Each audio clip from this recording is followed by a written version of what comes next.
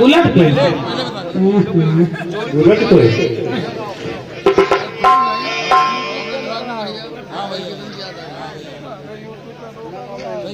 दादा के गाने नाम सूरज और चंदा का गाना है।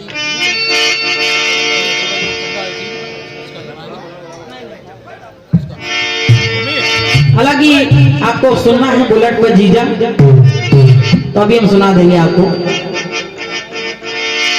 हालांकि जब कोई फरमाइश करता है तो उसकी फरमाइश एकदम से पूरी नहीं करनी चाहिए।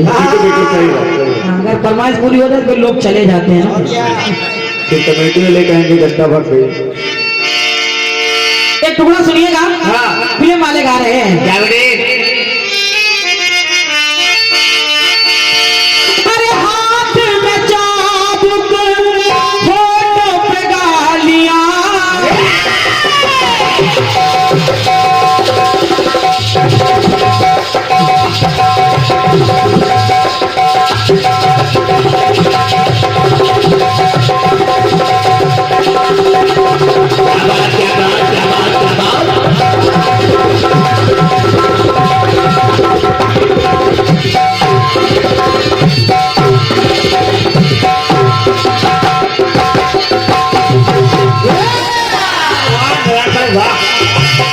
हाथ में चाबुक होठों पे गालियां,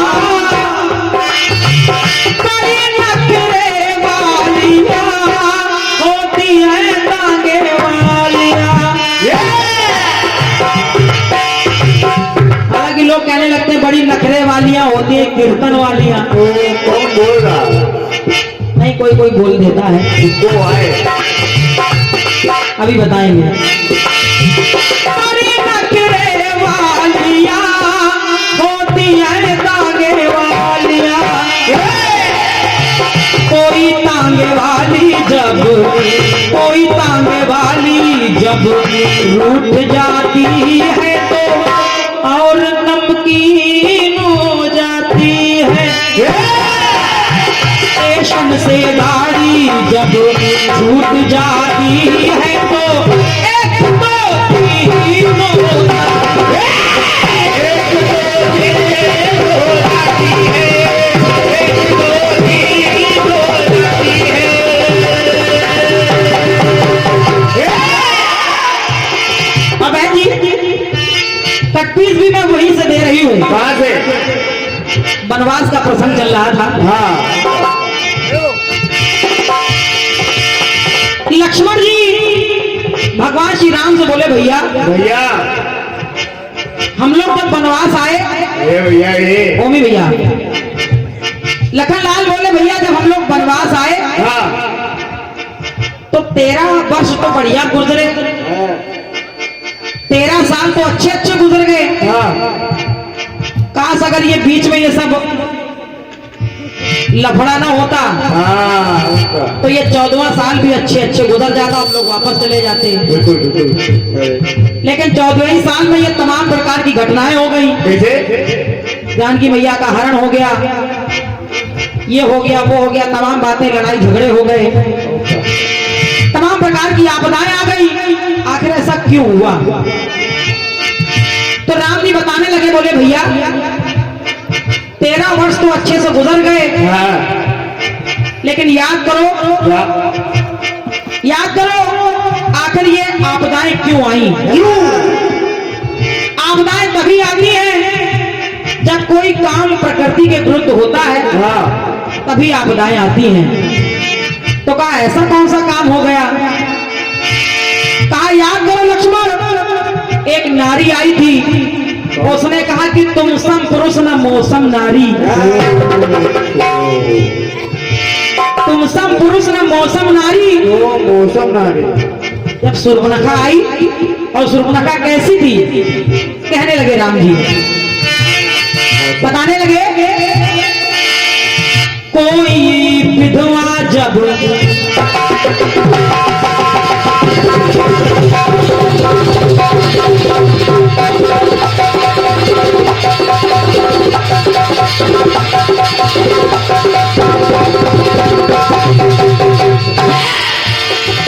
कोई विधवा जब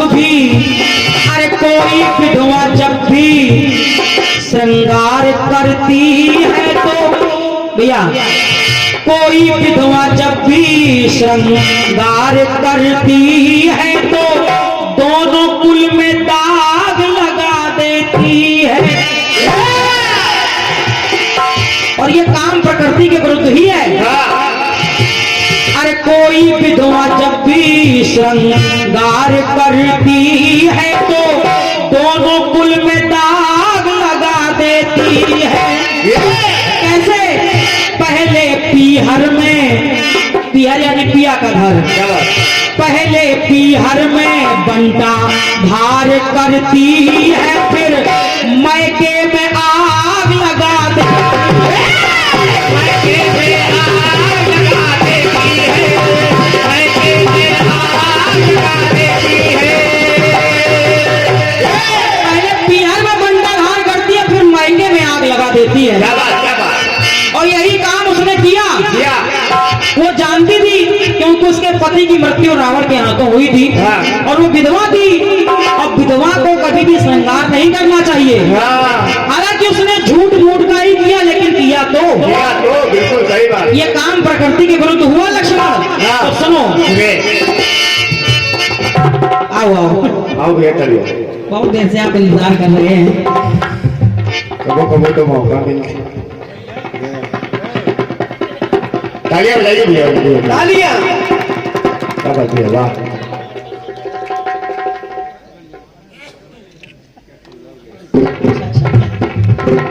और ये हमारे ओमी भैया, ये भी मेरे भाई हैं।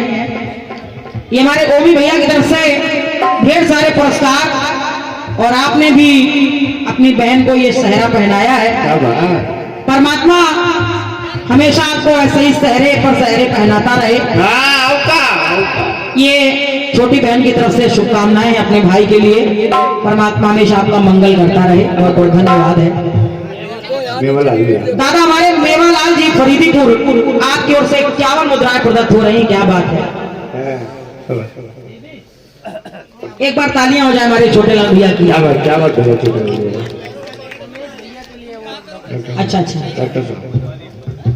और ये हमारे दादा छोटे लाल दादाजी संयुक्त परिवार, एक परिवार के आप सक्रिय सदस्य हैं।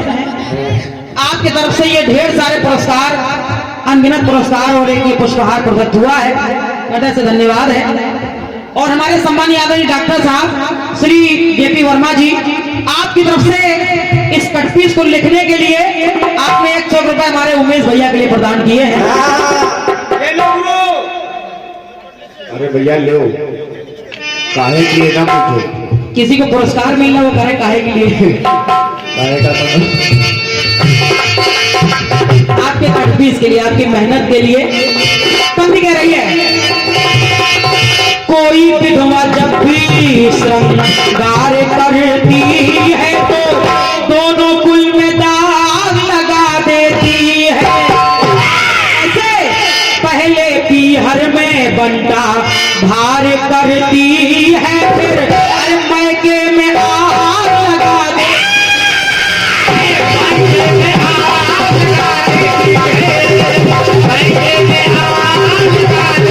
है। और वही काम सूर्पनखा ने भी किया लक्ष्मण। वो जानती थी कि मैं विधवा हूं, फिर भी वो नकली श्रृंगार भले करके आई, लेकिन श्रृंगार करना विधवाओं को वर्जित है। और ये काम प्रकृति के विरुद्ध हुआ, इसलिए ये आपदाएं आई।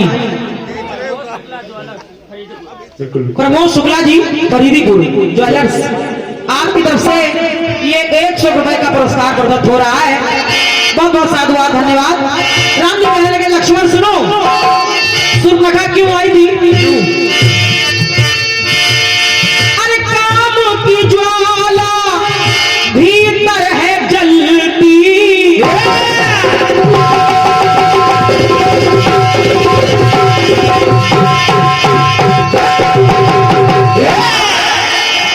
काम की ज्वाला भीतर है जलती, इसीलिए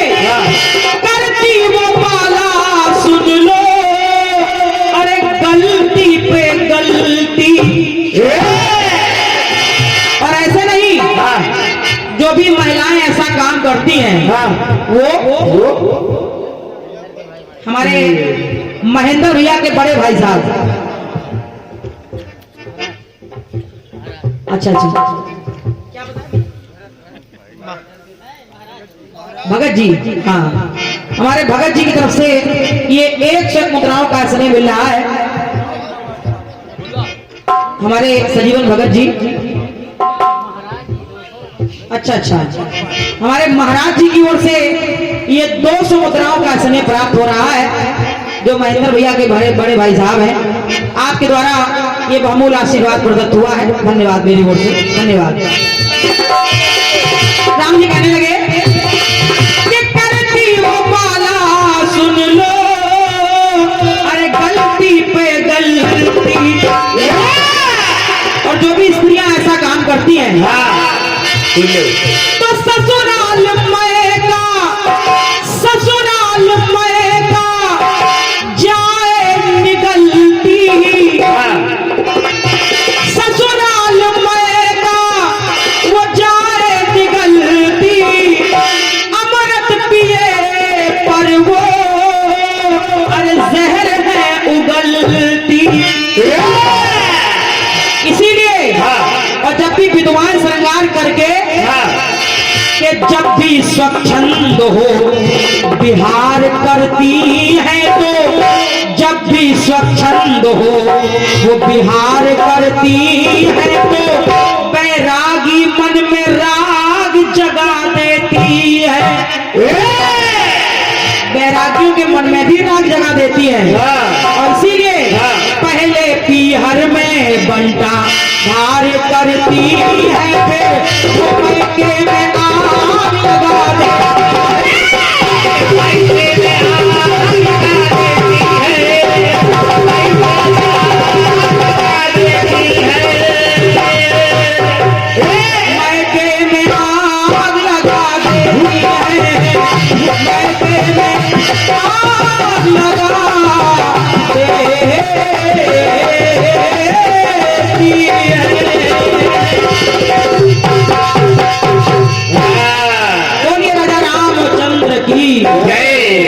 धन्यवाद है आपकी अपार तालियों के लिए। वाह बेटे वाह, मौज कर।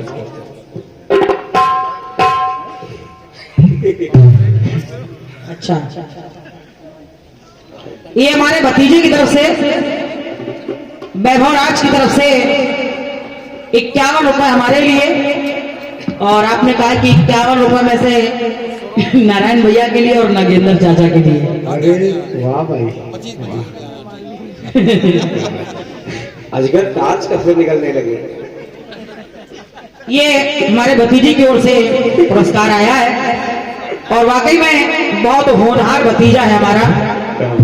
जैसा कि अभी बहन जी ने बताया है कि गणित का बहुत अच्छा नॉलेज है, और हालांकि ये सही है, इतनी सी उम्र में इतना बेहतरीन नॉलेज है, इतनी बेहतरीन पढ़ाई है हमारे भतीजे की कि इस समय एक नहीं वो कई ट्यूशन बच्चों को दे रहा है। तो इसके लिए मैं हृदय से शुभकामनाएं ज्ञापित कर रही हूँ अपने भतीजे को। और ये जो चैनल के लिए मेहनत कर रहा है हमारा भतीजा, भक्ति रस यूट्यूब चैनल, इस चैनल को आप लोग ज्यादा से ज्यादा लाइक करें, सब्सक्राइब करें, शेयर करें और अपने कमेंट भी करें, और हम लोगों को बताएं कि कार्यक्रम आप सभी को कैसे लगते हैं। हालांकि आपने अभी सुने बहन जी के द्वारा कि बहुत से कमेंट ऐसे ऐसे आ जाते हैं, और ये सही है, कुछ लोग वास्तव में लिखवाते भी हैं उसमें कि ऐसा लिखिए ऐसा लिखिए, और तमाम कमेंट ऐसे ऐसे पढ़े उसमें हम लोगों ने कि जो बोलने में बताने में भी अच्छे नहीं लगते हैं। तो हालांकि अपनी अपनी सोच है, अपनी अपनी समझ है और अपनी अपनी पसंद है। जो लोग लिख नहीं पाते वही लिखवाते। श्रोताओं को सुनने के लिए बहुत बहुत साधुवाद, बहुत बहुत धन्यवाद है। आइए इसी चलते क्रम में अब पुनः आपकी सेवा में, हाँ कोरस वाले में कर्ज तेरी कोक का आधा हो गया, लेकिन नीचे वाले कह रहे कोक तेरी कर्ज का आधा हो गया। ये बेचारा घिसा जा रहा है, इसकी लंबाई नहीं बढ़ रही। तो सब मामला उल्टा सीधा हो रहा था, लेकिन अच्छा था जो भी है। हाथों में चाबुक, होठों पे गाली,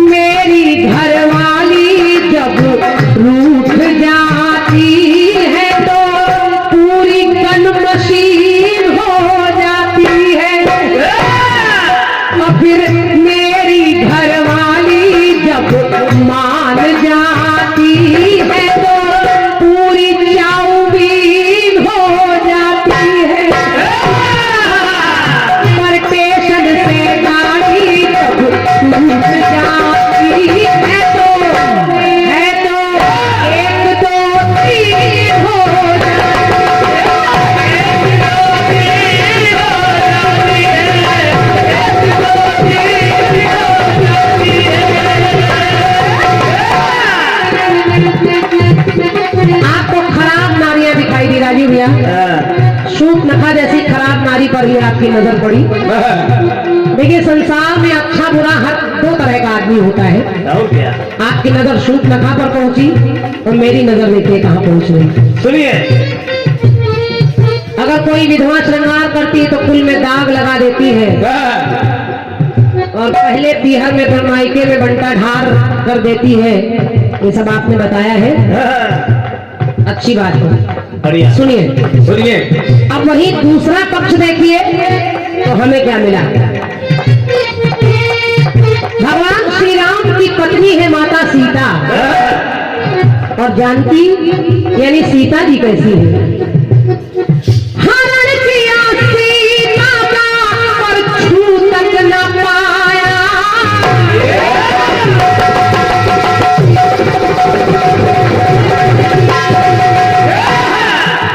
आपको एक खराब नारी शूर्पणखा मिली, हमको एक नारी सीता मिली, और एक ही नहीं दो नारी मिली। एक दूसरी नारी मिली सती। वो सती क्या करने आई? रावण में दम नहीं थी, हिम्मत नहीं थी, सीता का हरण तो किया, लेकिन जब सीता को चुराने लगा तो जितनी जगह सीता जी खड़ी है जमीन सहित नाखूनों से उतनी जगह को उठा लिया। उसकी हिम्मत नहीं थी कि सीता को हाथ लगा देगा, क्योंकि उसको पता है इस सती में इतनी शक्ति है, अगर मैं इसको छू लूंगा तो मैं भस्म हो जाऊंगा। अगर नारी अच्छी हो तो मेरा दावा है आज भी क्या कर देती है। सुनिए, हरण किया सीता का छू तक न पाया, और उधर सती बनी पूछ जब तो शिव ने बजरंग रूप बनाया। वही सती पूछ बनकर आई, भोलेनाथ भगवान बनकर आ गए। तो लिखना पड़ा क्या कि कोई सती नारी जब सीता जैसी, कोई सती नारी जब सत पर आती है तो अपना सुहाग बचा लेती है। पंक्ति सुनिए, अगर कोई सती नारी अपने सत पर आती है तो गारंटी है आज भी अपना सुहाग बचा लेती है। कोई सती नारी जब सत पर आती है तो अपना सुहाग बचा लेती है। वही सती जैसी कोई सती नारी जब पूछ बनकर आई कि कोई सती नारी जब क्रोध दिखाए तो लंका में भी आग लगा देती है।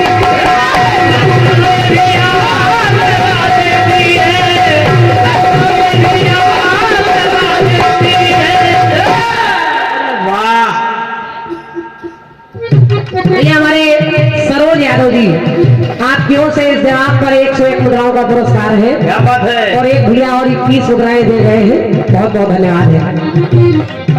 कोई सती नारी अगर क्रोध की दृष्टि डाल दे तो सोने की लंका को भी जला देती है। अगर नारी अपनी जिद पर आ जाए, केवल शूर्पणखा जैसी नारी नाक नहीं कटा लेती है, और नारी ये भी कर लेती है।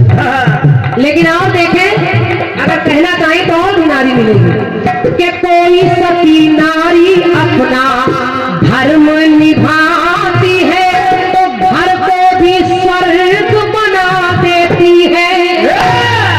भैया कोई सती नारी अगर अपने धर्म पर चलती रहे तो घर को भी स्वर्ग बना देती है। क्या बात और है? नारियों में वो शक्ति होती है, आज भी नारियों के बल पर तीज त्योहार पति परिवार पुत्र सब कुछ बचा हुआ है, बना हुआ है।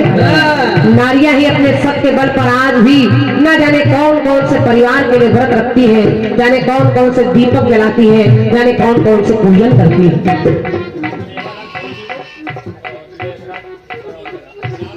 भैया हमारे आदि मेवालाल भैया जी करीबीपुर लगातार कई पुरस्कार आपने दिए हैं। भैया की ओर से 101 मुद्राएं हैं। और बरावन कला से आए भैया हमारे लेख राज जी आपकी ओर से भी 51 मुद्राएं हैं। आपको भी बहुत बहुत धन्यवाद है। तो कोई सती नारी अपना धर्म निभाती है तो घर को भी स्वर्ग बना देती है। और वही चरित्रहीन कपटी कुटिल पापनी हो नारी तो वो घर को भी नरक बना देती है।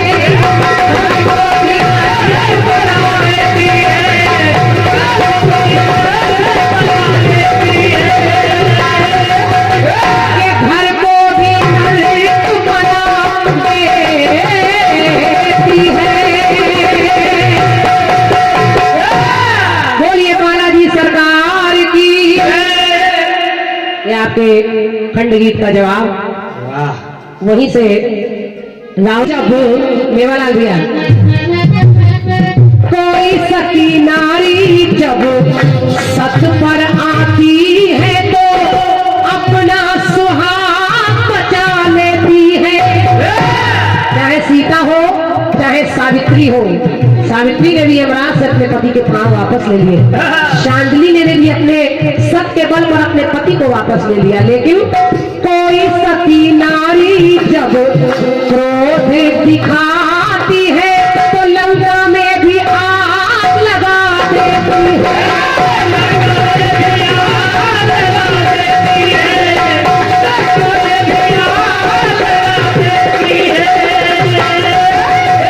लंका में भी आग लगा देती है। बोलिए सच्चे दरबार की। ये आपके खंड गीत का जवाब।